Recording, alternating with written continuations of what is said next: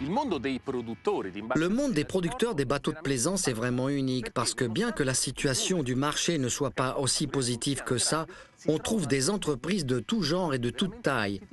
À partir des chantiers navals produisant des bateaux de série, des milliers de bateaux par an pour arriver à des réalités plus petites qui ne s'occupent que de custom. Cela parce que les propriétaires, les armateurs sont tous très différents entre eux.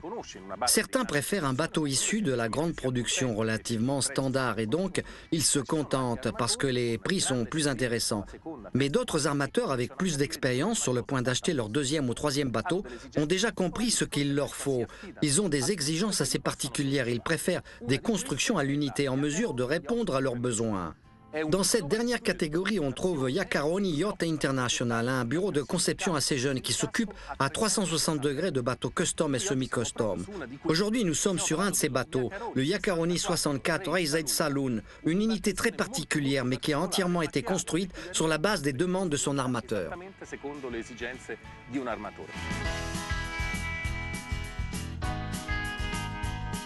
Ce modèle en particulier représente un peu le fleuron pour ce qui est des concepts et des thèmes fondamentaux mis au point par le studio Iacaroni. Parce que là, on ne trouve que des concepts spécifiques, uniques. Tout d'abord, il faut préciser qu'il s'agit d'un cruiser océanique dont les constantes sont sécurité et confort.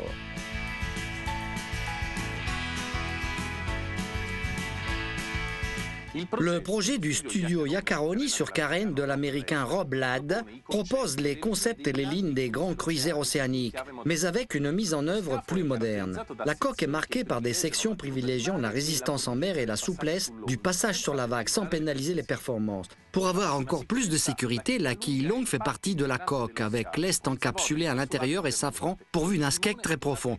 Mais l'élément caractéristique de l'esthétique de ce bateau est le deck house, le roof panoramique qui, sans alourdir les lignes, garantit une visibilité vers l'extérieur à 360 degrés.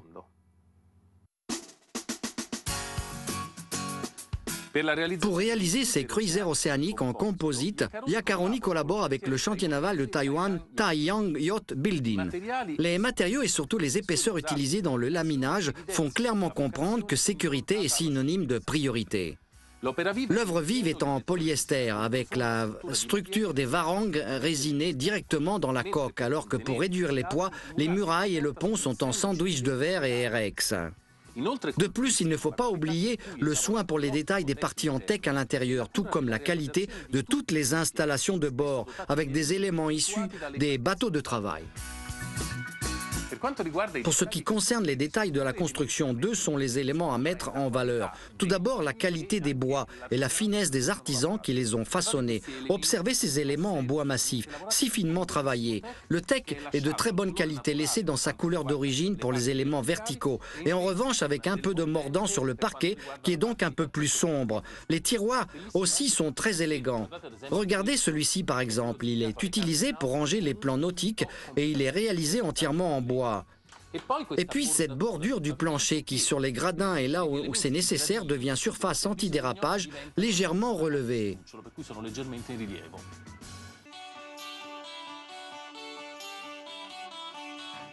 Le dessin du pont est très moderne avec un cockpit assez grand, déplacé un peu vers l'arrière et les barres à roues sont complètement à l'arrière. Mais le dessin en général montre donc cette vocation océanique et donc tous les éléments sont bien abrités et parfaitement utilisables, même par des conditions assez difficiles. Bien évidemment, l'ensemble est dominé par ce roof panoramique qui s'intègre agréablement dans ce contexte, sans paraître excessivement encombrant.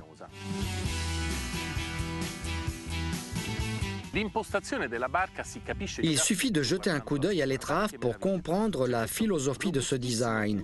La structure est très robuste, avec deux daviers séparés pour les deux ancres. Les ancres, même si relativement standards, ont été partiellement redessinées par le studio Iacaroni pour répondre aux exigences spécifiques de l'armateur.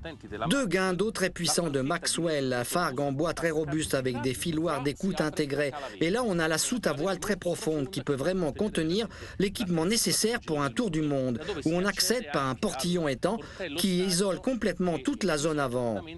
Et là, c'est le point de départ du roof, parfaitement intégré dans le pont très convexe. Là aussi, on peut remarquer cette philosophie vraiment océanique en observant les hublots avec une bordure en bois qui les relève du plan du pont.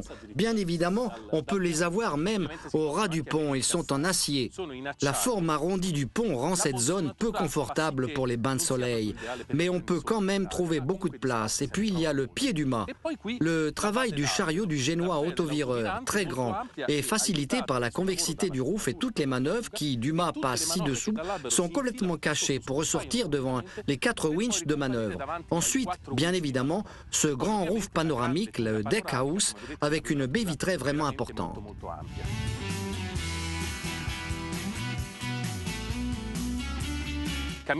Marcher sur le pont est vraiment très simple et donne une grande sensation de sécurité. Cela grâce à 2 facteurs essentiels. Tout d'abord, le roof. Malgré la taille, il est très vertical et il forme ainsi un véritable bastingage comme un parapet. Et puis la bataillole à 3 filières, bien plus hautes que d'habitude. Les mains courantes sur les roofs sont vraiment au bon endroit et donc on peut marcher en pleine sécurité. Le cockpit est magnifique, vraiment très grand et divisé en 2 zones bien précises. Le côté vers les intérieurs uniquement pour les invités et puis la zone arrière pour les manœuvres. Comme on peut le voir, la barre d'écoute se trouve dans cette position un peu plus vers l'avant en laissant le cockpit complètement dégagé. Et là, on peut monter un taux de soleil. À partir de ce point de vue, on a le cockpit pour les invités où peuvent s'asseoir jusqu'à 12 personnes. Vraiment très grand.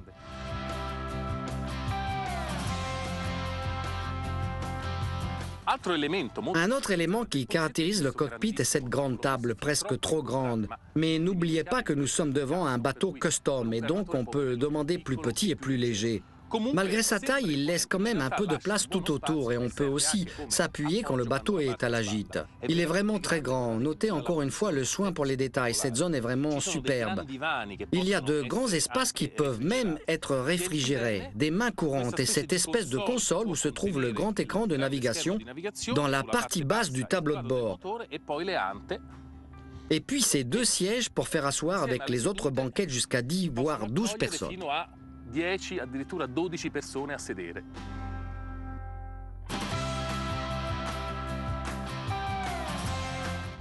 Ce passage central assez large permet d'accéder à la zone de manœuvre. Le plancher est un peu plus bas pour donner plus de protection. Voilà les 2 postes de barre divisés en 2 zones. De ce côté, il y a la partie consacrée à la navigation à moteur et donc les manettes et le contrôle de l'hélice d'étrave, alors que de ce côté, il y a les commandes pour les voiles enroulables. Ici, on peut accéder sans problème au winch primaire, un peu moins au secondaire.